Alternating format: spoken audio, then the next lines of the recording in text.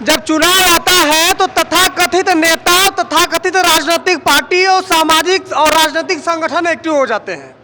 और जो बरसाती नेता हैं और बरसाती राजनेता कर सकते हैं, वो एक्टिव हो जाते हैं और पूरी तरह से चुनावी प्रचार में निकल जाते हैं।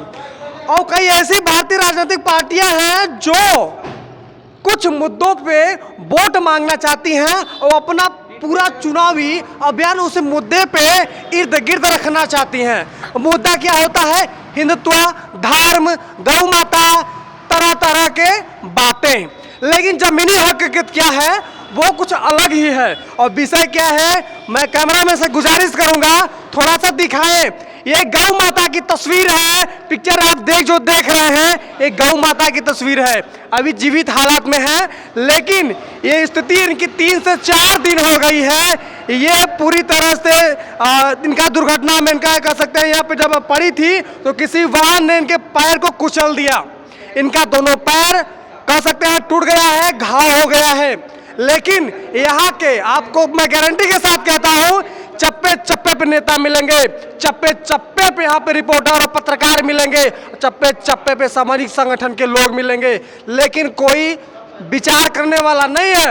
आप रैली निकालेंगे, भारत माता की रैली, फलाना रैली, ढेकाला रैली, हेन तेन प्रकारन, लेकिन गौ माता भी भाषण देंगे, जबरदस्त भाषण देंगे। और वो टीम बस एक प्रयास, एक जो सामाजिक संस्था है उसे भी जानकारी मिला सोशल मीडिया के माध्यम से, उनकी टीम तत्काल हरकत में आई और अपने वाहन के साथ, मैं वाहन को भी दिखाना चाहूँगा, अपने वाहन के साथ यहाँ पे आई और यहाँ पर प्राथमिक उपचार जो होता है वो ट्रीटमेंट चालू हो गया है।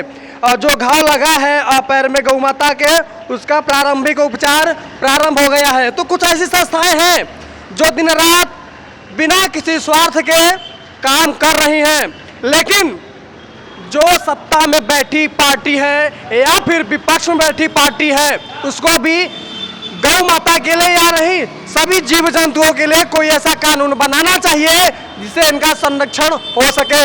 लेकिन जब कोई योजना चालू होती है, योगी सरकार ने एक योजना चालू किया था कि आवारा जो निराश्रित पशु हैं जो उनका लालन पालन करेगा उसके लिए 30 रुपये प्रतिदिन खर्चा सरकार देगी।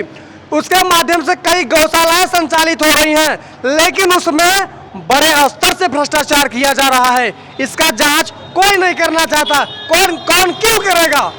हर गौशाला की स्थिति मैं आपको बता रहा हूँ, उत्तर प्रदेश के हर गौशाला में किसी भी पशु को भरपेट भोजन नहीं मिल रहा होगा, किसी को भरपेट पानी नहीं मिल रहा होगा, किसी को उपचार नहीं मिल रहा होगा। ये स्थिति है उत्तर प्रदेश के हर गौशाला की।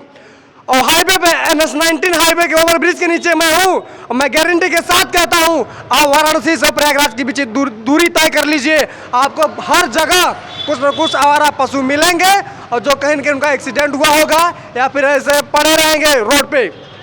इसका जिम्मेदार कौन होगा? तथाकथित नेता, तथाकथित समाज सेवी संगठन, तथाकथित जो रैली निकाल रहे नेताओं से मैं पूछना चाहता हूँ क्या कर रहे हैं आप लोग? मैं थोड़ा सा आपको नजदीक से दिखाना चाहूंगा।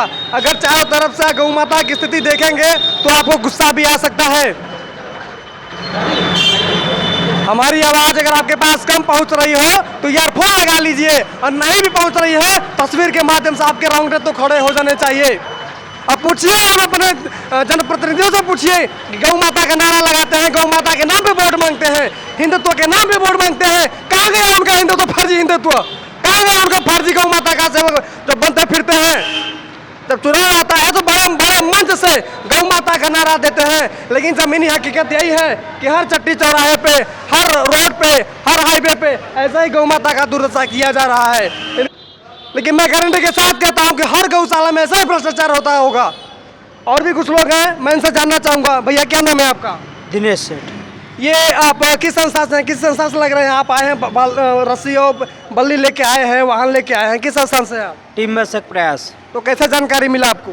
जानकारी हमको मिला मीडिया फेसबुक के माध्यम से। अच्छा, तो 3-4 दिन का ही घटना हो गया है, गौ माता ये स्थिति में पड़ी हुई हैं और जो पास के गौशाला भी चल रहे हैं, क्या उन्हें इस विषय पे विचार नहीं करना चाहिए? करना चाहिए। तो क्यों नहीं कर रहे हैं? कुछ पे कहना है आपको? जी, ऐसे राजनीतिक लोग हैं, नेता लोग हैं, जब चुनाव आता है तो रोड पे आते हैं, जब गौ की बात आती है तो सब कोई भाग जाता है। यहाँ के क्षेत्र के महादेवा ग्राम सभा के प्रधान जी हैं सूरज सिंह, इनसे बातचीत करेंगे। टीम बस एक प्रयास के सक्रिय कार्यकर्ता सदस्य भी हैं, निस्वार्थ भाव से काम करते हैं।